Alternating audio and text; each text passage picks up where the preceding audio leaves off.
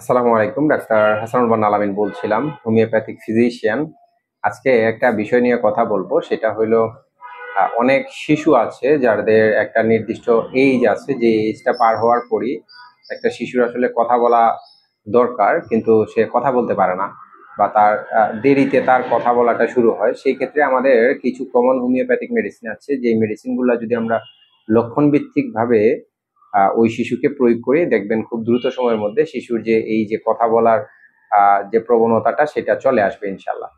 তো আজকে আমরা কিছু মেডিসিন নিয়ে আলোচনা করব। তার মধ্যে প্রথম কয়েকটা মেডিসিন বা আমি কয়েকটা লক্ষণ বলবো। লক্ষণের মধ্যে যে মেডিসিনটা বেশি হবে, আপনারা অবশ্যই একজন চিকিৎসকের শরণাপন্ন হবেন। কখনো আপনারা এই যে ইউটিউব দেখে আপনারা কোনো মেডিসিন সেবন করবেন না। এটা বেসিক্যালি আমাদের যারা হোমিওপ্যাথিক বন্ধু আছে তাদের জন্য কিছু টিপস হিসাবে। একটা এরকম মনে হইতে পারে যে সিঙ্গেল সিমটমের উপরে বা কিছু লক্ষণ, প্র্যাকটিস অফ মেডিসিনে আমাদের কিছু লক্ষণের উপর অনেকগুলো মেডিসিন থাকে, এগুলা জাস্ট ওনাদের জন্য। আপনারা অবশ্যই একজন চিকিৎসকের পরামর্শ নিয়ে চিকিৎসা নেবেন, দেখবেন খুব দ্রুত সময়ের মধ্যে আপনার বাচ্চা কথা বলা শিখে ফেলবে ইনশাল্লাহ।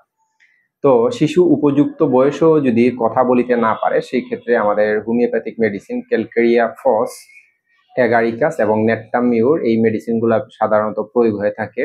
অবশ্যই শিশুর লক্ষণ অনুযায়ী ক্যালকেরিয়া ফসের পেশেন্ট কেমন হবে সেটা একজন ভালো হোমিওপ্যাথিক চিকিৎসক বলতে পারবেন। অ্যাগারিকাসের পেশেন্ট কেমন হবে বা নেট্টামিউরের পেশেন্ট কেমন হবে, এগুলো একটা পেশেন্টের যখন একজন ডাক্তারের শরণাপন্ন হয়, তখন সবগুলা লক্ষণ মিলানোর পর এই তিনটা মেডিসিনের মধ্যে যেই লক্ষণটা আসবে সেটাই একজন চিকিৎসক সেটা প্রেসক্রিপশন করবেন, এবং সেই মেডিসিনটা যদি আপনারা আপনাদের শিশুকে সেবন করেন, দেখবেন বাচ্চা কথা বলার প্রবণতাটা আস্তে আস্তে বৃদ্ধি পাবে ইনশাল্লাহ। এবং অনেক বাচ্চা আছে যাদের কথা বলে, বাট কথাগুলা খুবই অস্পষ্ট থাকে। তাদের ক্ষেত্রে যদি নাডুস নুডুস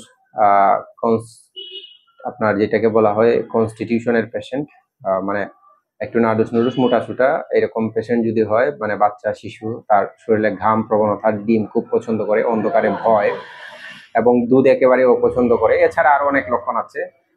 পেশেন্টের কেসেস কুল ভেরি ইজিলি, খুব সহজেই ঠান্ডা লেগে যায়, এবং পেশেন্ট শীত কাতর, এই লক্ষণগুলো যদি থাকে তাহলে সেই ক্ষেত্রে আপনার ক্যালকেরিয়া কার্ব একটা মেডিসিন আছে, এই মেডিসিনকে আপনারা সেবন করতে পারেন।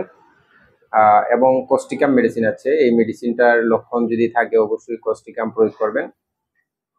অনেক সময় আছে অনেক বাচ্চা যে তার গলার স্বর একেবারে নাই বললেই হয়, মনে হয় যে বুবা এরকম, এত একেবারেই কথা বলে না। এই লক্ষণগুলো থাকলে আপনারা ব্যারাইটা কার্ভকে স্মরণ করবেন, এবং ব্যারাইটা কার্ভের লক্ষণ যদি মিলে অবশ্যই আপনারা পেশেন্টের শারীরিক, মানসিক, দৈহিক এবং তার সব কিছুর উপর সিমটম মিলিয়ে মেডিসিন প্রয়োগ করার চেষ্টা করবেন।